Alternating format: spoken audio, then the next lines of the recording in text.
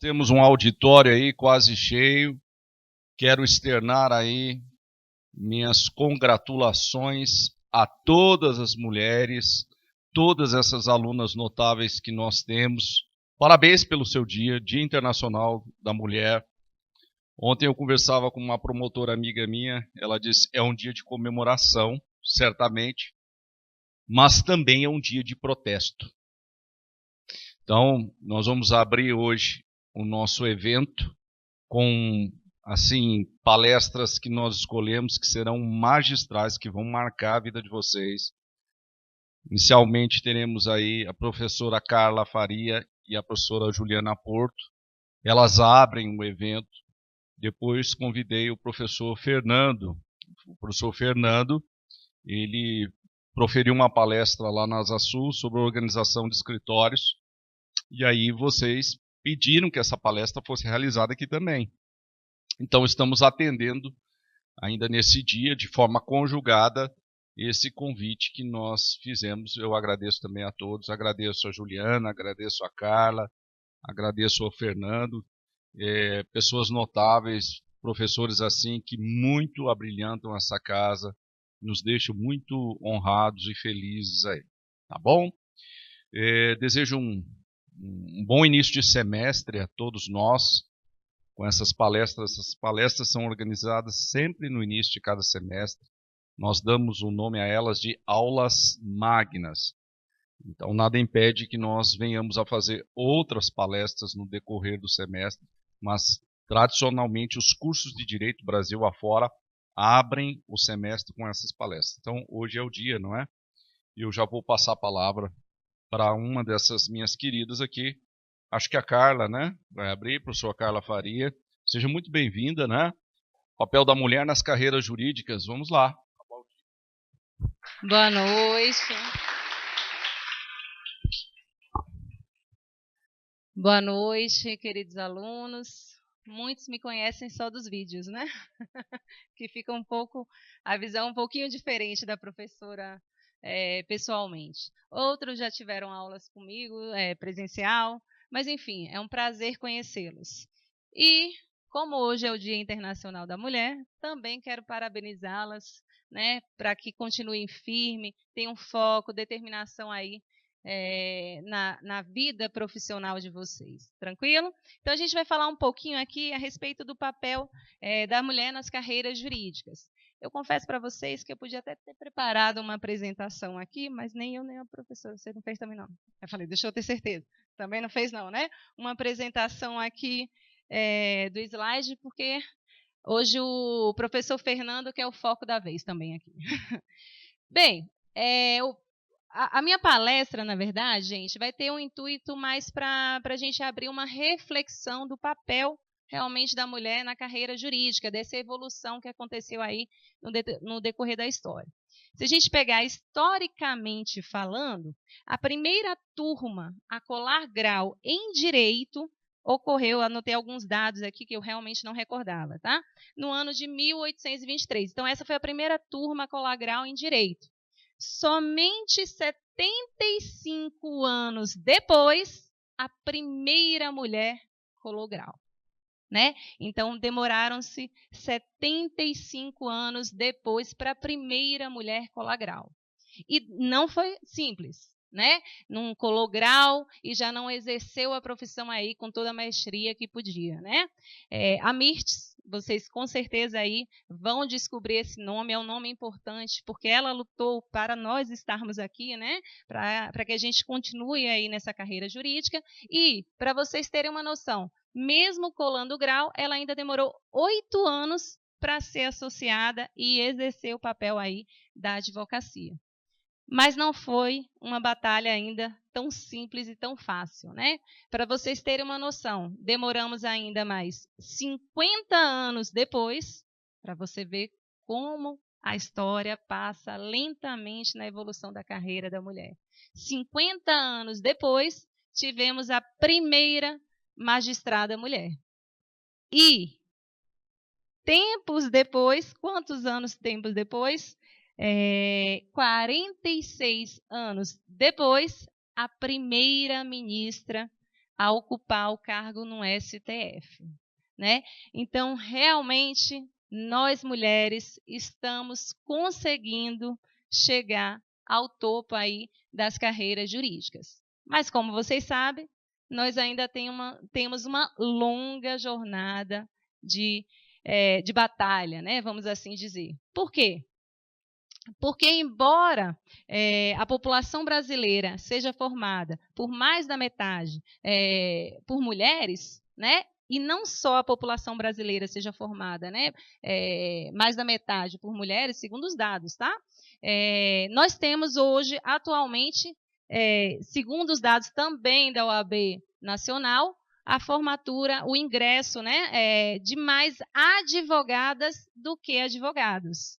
Então, atualmente, nós temos aí a presença feminina firme e forte, segundo os dados da OAB Nacional.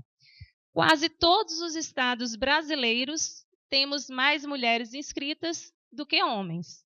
E apesar desse dado chocante, né, e dessa grande evolução, dos 26 estados brasileiros e o Distrito Federal, somente 5 são presididos por mulheres. Olha o nosso bloqueio aí, né? O que acontece se nós somos a maioria e ainda não conseguimos chegar nos cargos de alto comando, né? Nos cargos de alto poder dentro das carreiras jurídicas, por exemplo. Se a gente fizer uma análise aí, os tribunais superiores, por exemplo, né? Dos 11 ministros, só 3 foram mulheres, atualmente só 2. E uma está para aposentar. Vamos torcer para que venha uma mulher, porque senão isso vai de novo regredindo aí. E é importante aí a presença feminina, né? Para garantir essa igualdade, essa equiparação aí. Beleza. Dos tribunais superiores, seja STJ, né, seja TST, a composição ainda é mínima também, né? Nós temos aí do STJ 33 ministros, somente 6 mulheres. 27 no TST, somente 6 mulheres. Ou seja, o nosso percentual no alto poder do Poder Judiciário, ela ainda é predominantemente masculina. E aí entra a reflexão. O que podemos fazer para aumentar, trazer essa equiparação aí de igualdade de oportunidades para as mulheres? Ainda precisamos de políticas afirmativas? E aí, o que é que vocês acham? Com certeza absoluta, né? Uma vez um aluno falou bem assim, professora, mas as mulheres só não ocupam bons cargos porque não querem. Será que esse é o pensamento correto a se fazer? Esse julgamento, será que ele está correto? Olha só, quando eu falo de cargos de alto poder, são cargos realmente que dependem um pouquinho mais do que análise de competência, porque competente nós somos. Todo mundo sabe, né? Até os homens eu tenho certeza que sabem que nós somos competentes. Mas não, o alto cargo, ele não é analisado unicamente pelo critério da competência. E isso já foi comprovado em vários estudos, até num concurso de magistratura, por exemplo. Então, quando a gente pega os cargos, às vezes, de analista, né, oficial de justiça, ok, somos todos iguais. É uma prova que vai determinar aí quem entra, quem não entra. É simples, é fácil. Mas a partir do momento, por exemplo, que a gente vai para os altos cargos do Poder Judiciário, por exemplo, juiz, promotor, a gente vai para uma última etapa, uma última fase, que é a fase oral. E a partir do momento que uma mulher se dispôs a ir para uma fase oral, cuja banca ela é exclusivamente masculina, não adianta. Isso pode reduzir as suas chances de ser nomeada, de passar para aprovação. Tanto é assim que o CNJ já verificou essa situação e já determinou, né? Aliás, determinou não, né? Aconselhou-se que nas bancas examinadoras haja uma equiparação aí, para justamente trazer essa igualdade de oportunidades. Não estou falando em momento nenhum que nós temos que nomear as mulheres e deixar os homens para trás. Não é isso, mas dar oportunidades iguais. No mesmo foco, que aí depende mais da gente, vamos falar um pouquinho da advocacia. Nós, mulheres, falei para vocês, somos maioria, inclusive aqui no Distrito Federal, né? Composto aí ao OAB-DF, tem mais inscrições femininas do que masculinas. Mesmo assim, mulheres, advogadas mulheres, dificilmente são chamadas para compor a sociedade do escritório. Somos muitas, muitas associadas, mas poucas chegam a ser convidadas para ser sócio de um escritório, né? São poucos os escritórios que ainda se preocupam em garantir essa paridade. E é essa mentalidade que a gente tem que lutar, que a gente tem que buscar garantir. Então, eu acho que muito que hoje nós temos que refletir é o que podemos fazer para garantir essa equiparidade. Por que isso não vem? Por que as mulheres sempre deixam, por exemplo, de abraçar uma oportunidade em razão de outras situações, né?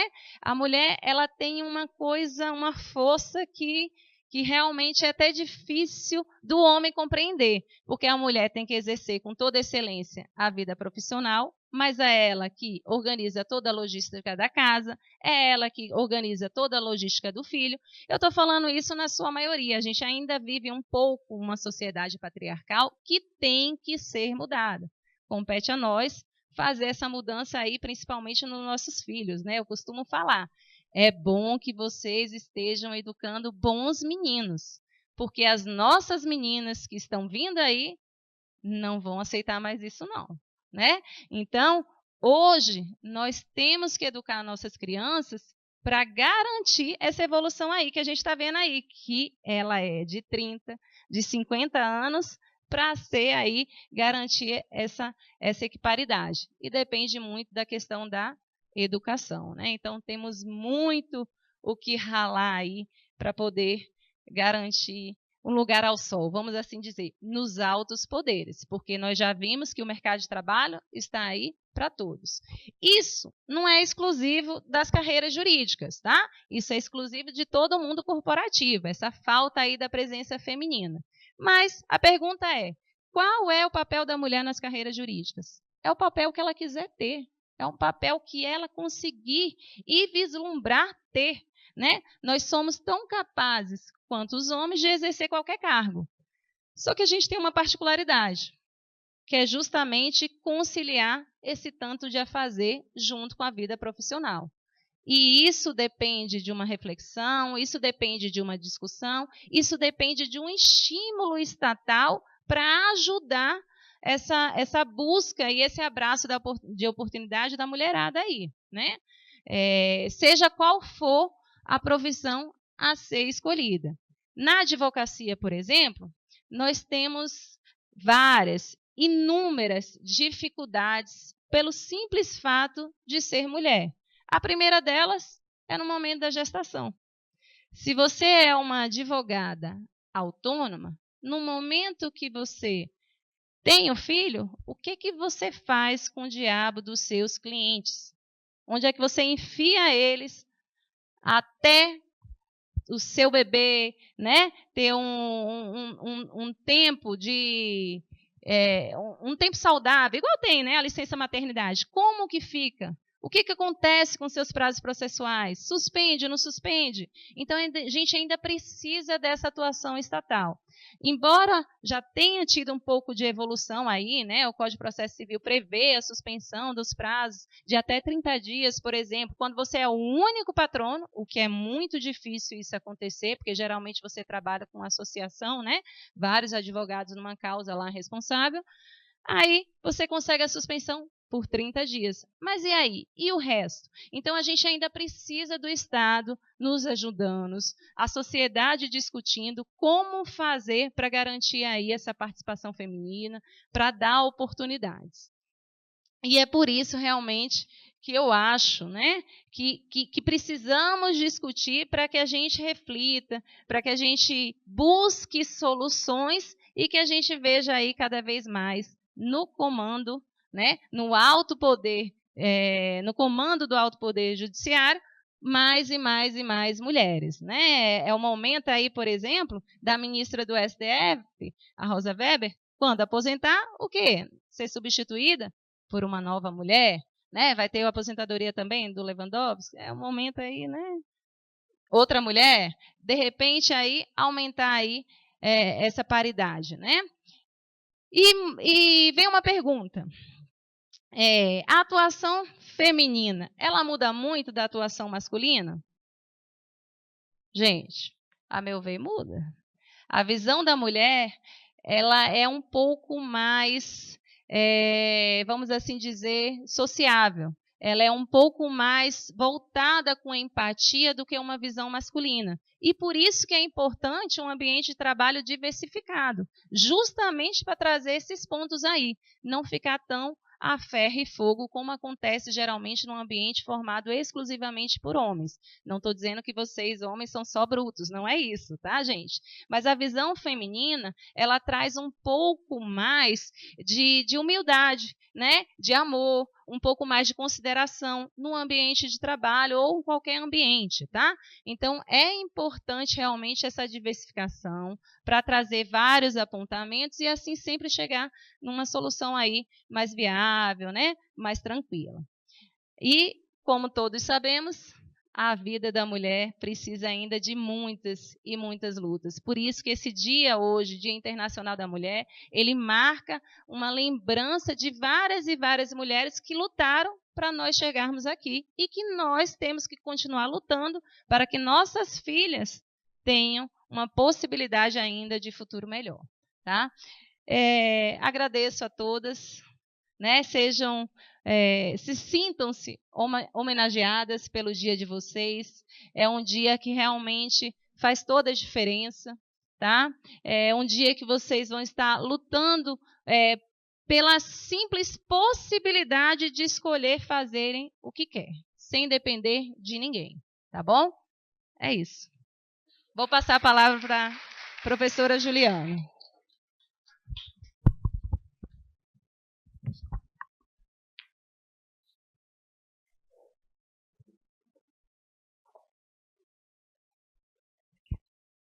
Boa noite a todos. É um prazer estar aqui conversando com os senhores. A grande maioria já são rostinhos conhecidos. Fico feliz em ver vários rostinhos conhecidos. Quero parabenizar todas as mulheres pelo Dia Internacional, nosso dia, né? Que não é só hoje, são todos, na verdade. Então, nós temos esse privilégio, todos os dias são nossos. Hoje é só uma data comemorativa, né? E depois da fala da Carlinha, até um desafio eu falar um pouco aqui, né? Sobre a função das mulheres nas carreiras, os desafios. Na verdade, eu venho mais para falar dos desafios. Vários pontos que a Carlinha falou aqui, a questão da sociedade. A gente tem uns dados que apenas 25% das sociedades têm composição com mulheres no alto escalão. Ou seja, 75% são homens, formados por homens. E quando ela falou bem, a questão de a grande maioria ser mulher, como é que isso chega? Só que esse não é bem o nosso maior desafio.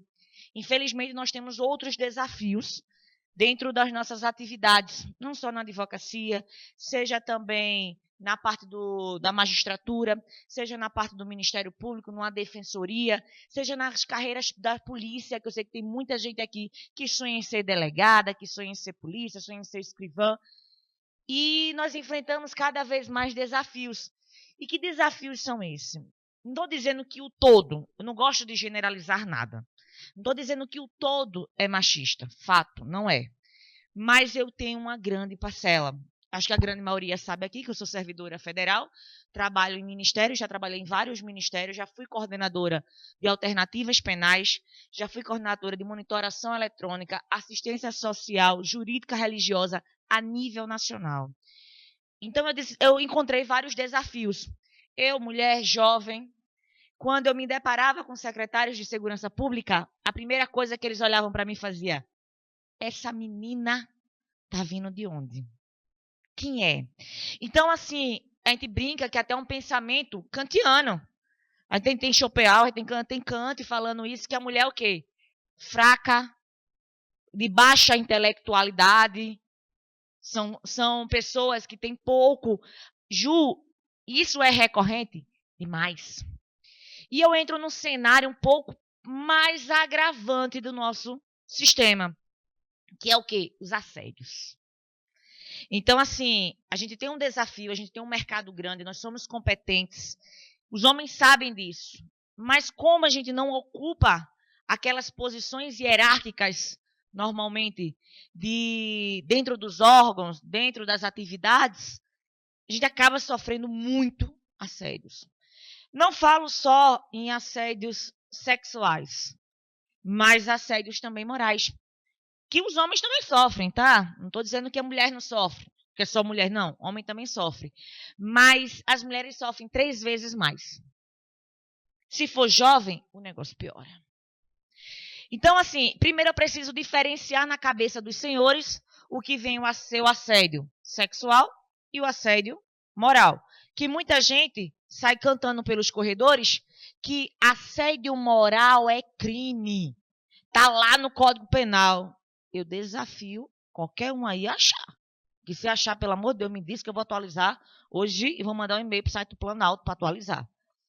Nós temos um projeto de lei, para vocês terem noção, que é de 2001. 2001, 22 anos.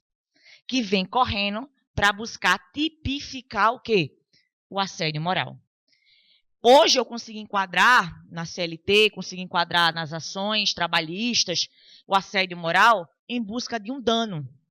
O dano moral que a mulher sofre, que o homem sofre, mas criminalmente ele sempre trava. Há 3 anos atrás passou pela Câmara e disse, agora vai. 3 anos, parou no Senado. E eu não quero acreditar que isso tem interesse político por trás. Eu não quero acreditar. A gente sabe que a nossa pauta, mulher, é mais difícil. Tudo é mais difícil. Quando bota a mulher no meio, parece que o negócio acaba girando um pouco mais difícil, infelizmente. A busca pelos nossos direitos é um pouco mais complicada. E quando eu falo no assédio moral, que é aquela... Muitos eu escuto que, é só uma brincadeira. Quantas das senhoras que estão aqui, os senhoritas, já sofreram assédio no trabalho e o chefe, até mesmo uma mulher fazendo com outra mulher, disse, era só uma brincadeirinha. Até que ponto é uma brincadeira e até que ponto se torna um assédio? São perseguições, são condutas reiteradas, são condutas humilhantes. Falo não só para as mulheres, eu falo para os homens também, que tem mulheres em casa, que tem filhas, esposas, irmãs, que observem essas condutas. Elas acabam, eu tenho colegas de trabalho que tiveram TAGs, aquele transtorno de ansiedade generalizada, por assédios praticados por outras mulheres, que quando assumiram o cargo de chefia, esqueceram a luta que foi para ela chegar lá e começaram a praticar assédios. Então, aquelas condutas reiteradas, não estou falando de cobranças de trabalho, não. Até porque é bíblico, né? É do suor que se ganha o pão. Acho que quem conhece um pouco aí sabe disso. Então, não estou falando disso, não é a cobrança de trabalho. São que você não é capaz, você não vai dar conta, por isso que eu não lhe passo demandas, por isso que você não vai chegar a uma chefia. Então, são esses enfrentamentos que a gente tem todos os dias. Velado, na grande maioria das vezes, infelizmente. E a mulher, ela se sente no temor de chegar e falar. Porque a grande maioria acontece também no privado. E ela sabe que se ela chega para falar, ela é posta para fora. Ou no setor público, que se ela chega para falar, ela começa a entrar em perseguições. Tem até transferência de lotações. Então, assim, se torna uma situação difícil. É um desafio. É um desafio chegar ao topo. É um desafio se manter ao topo. E sabe o que é mais triste? É quando a mulher chega ao topo, a gente escuta comentários machistas, que é assédio nesse sentido, você propagar informações falsas, você buscar denegrir a imagem. Fulana está ali porque fez outras coisas. Todo mundo já ouviu isso, não já? Já, eu tenho certeza que já. Ou você chegou, você está lá porque você é bonitinha. Não é porque você é competente, não. E você olha e faz, onde é que eu coloco? Em que canto eu prego nesta parede meu diploma, meu mestrado, meu doutorado, que seja a minha capacidade. Eu estou aqui porque eu sou capaz. Então, quando a gente fala do assédio moral, primeira coisa que vocês têm que ter em mente, Não é um ato isolado, tá? É uma coisa reiterada. Você, homem, também sofre. Que a pessoa diz, eu não lhe passo demanda porque você não é competente. Ele exclui. Juliana, exclui com que sentido? Até de festinhas do trabalho, quando você é excluído, você sim pode estar sofrendo um assédio. Só que você vai somando. É uma coisa somatizada mesmo. Então é um desafio, principalmente para as mulheres. Como eu disse, 3 vezes mais ocorrem com as mulheres. E isso está cada vez aumentando. E isso foi uma preocupação quando a Carlinha disse, eu vou falar um pouco do histórico, eu disse, eu vou falar um pouco dos desafios. Porque eu vejo que eu tive, nos últimos 3 anos, um aumento de 78% de ações de assédio. 78%. Não estou dizendo que nunca teve, não, sempre teve. Hoje tem a informação e as mulheres estão perdendo o medo e estão saindo para falar. E desses 78% de aumento, 90% foram mulheres vítimas. Então, é bem complicado. E do outro lado, eu tenho um assédio sexual. Esse é o pior. O assédio sexual tem discussões doutrinárias, discussões. O assédio moral não está ainda criminalizado no Código Penal, tá? Todo mundo conseguiu visualizar. Já o assédio sexual, não. Se vocês abrirem lá o artigo 216, ele vem e fala do assédio sexual, que é a ideia do constranger. Olha a palavra constranger. É diferente uma pessoa lhe fazer um elogio. Nossa, você está muito bonita. Seja gentil, agradeça. Ou a pessoa diz, nossa, parabéns. Ou senão a pessoa pode até ter um interesse em você, válido. Vamos jantar fora do ambiente de trabalho. É diferente do constranger. Quando eu falo no constranger, há pessoas que querem equiparar o assédio sexual muito com assédio moral, porque o assédio moral, ele não é só hierarquicamente superior para baixo. Ele pode ser para cima também, tá?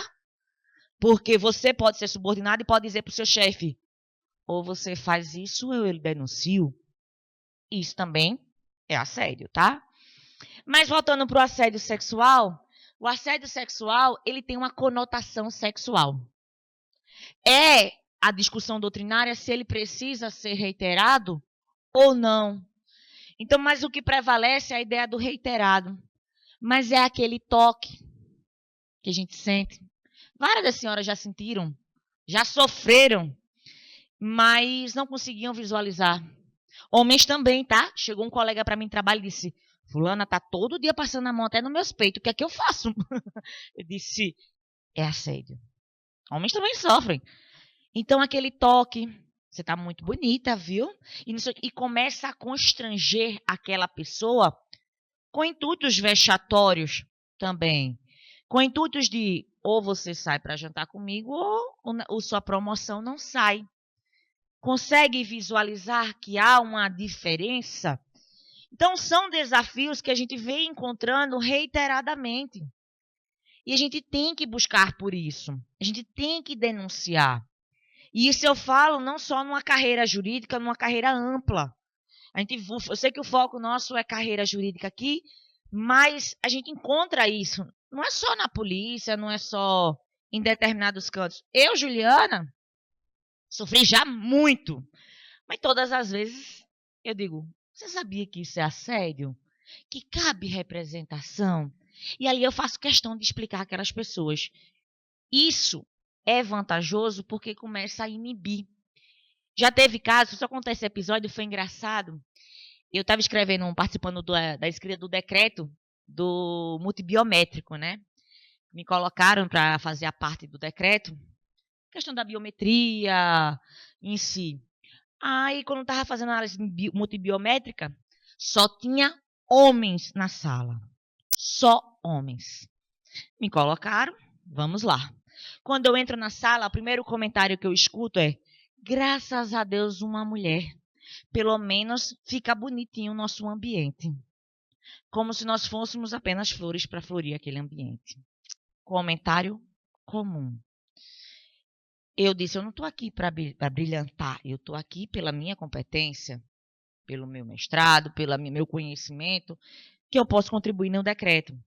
Segundo comentário, tem aquelas garrafas que tem a cabeça bamba. que você... Rafa, minha velha, você tem que apoiar a mãozinha para poder derramar. Eu servi o meu café. O outro servidor que estava à frente foi servir o café dele também. Isso em outro momento já. Ele derramou em meio uma mesa inteira. Aí eu olho para ele e fiz... É só segurar a cabecinha para não derramar. Ele olha para mim e fez... Me sirva, porque vocês fazem isso com excelência. Aí eu olho para ele e digo, se você não tem competência para servir seu cafezinho, você não tem competência nem para estar aqui. Então a gente escuta isso, um tom de brincadeira, tem uns que estão cara assim, ó. Dentro do ministérios, isso é recorrente quando a gente tem mulheres. Infelizmente. Então, o nosso desafio é muito além. Muito, muito, muito além. Não é só um desafio de, eu vou buscar isso, vou buscar. A gente tem que se qualificar 2 vezes mais. A gente tem que se submeter, infelizmente, a algumas circunstâncias próximas até o assédio mesmo, para poder chegar nos cargos. Por quê? Porque é bem mais complexo.